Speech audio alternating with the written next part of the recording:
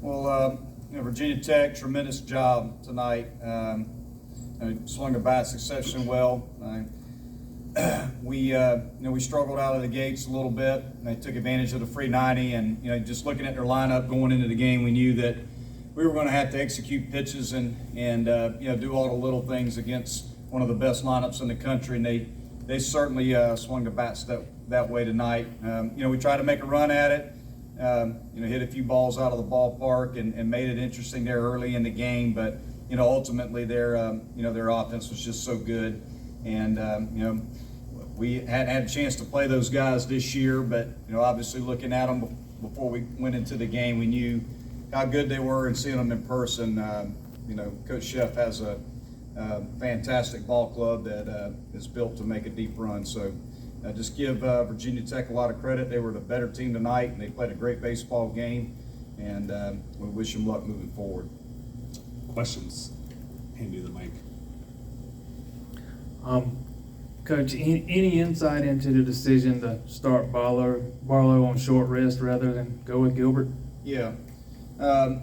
We've obviously had a conversation with Jeff, and Jeff transitioning from reliever to starter is taking a little bit of toll on him from a recovery standpoint, and he did not feel comfortable starting.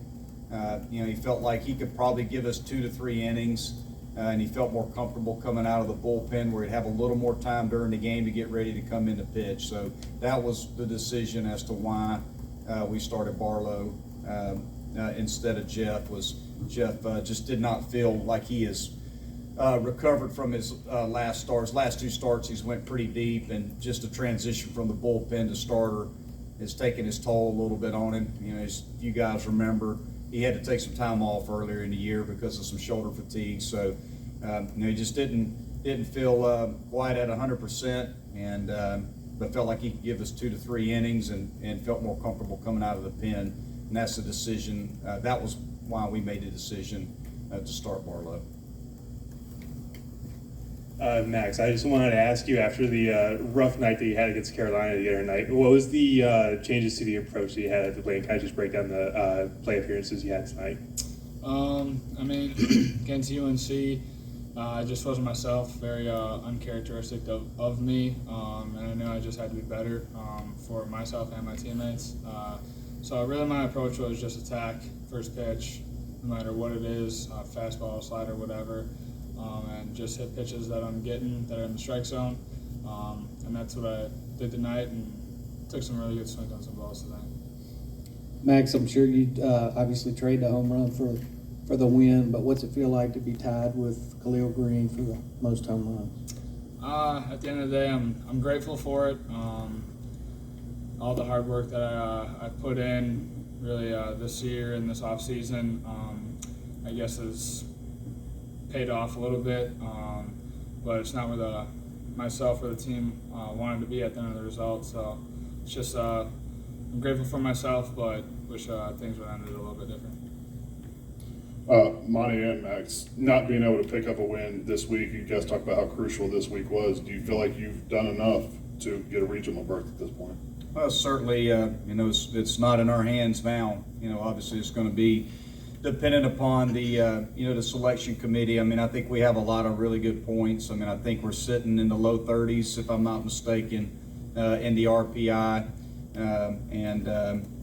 But ultimately it's going to be up to the selection committee, and hopefully we get an opportunity to keep playing. But obviously this week did not go the way that we wanted it to go, and but we'll just have to see just kind of how all the pieces of the puzzle fit across the country, and what our resume looks like compared to some of the teams that are on the bubble. Monte, 2 years in a row, this might be where you guys end the season.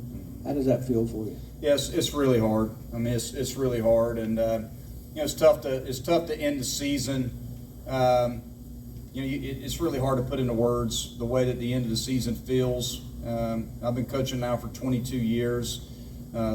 Played baseball. I've had my heart broken at the end of the year a lot of times. More than half my life I've been in this situation where, you know, your heart's broken at the end of the season. It's really hard to put into words. And, you know, if indeed, you know, this is the end of the season, we certainly hope it's not, but if it is, it gives me an opportunity to, you know, number one, show the players how grateful I am to them.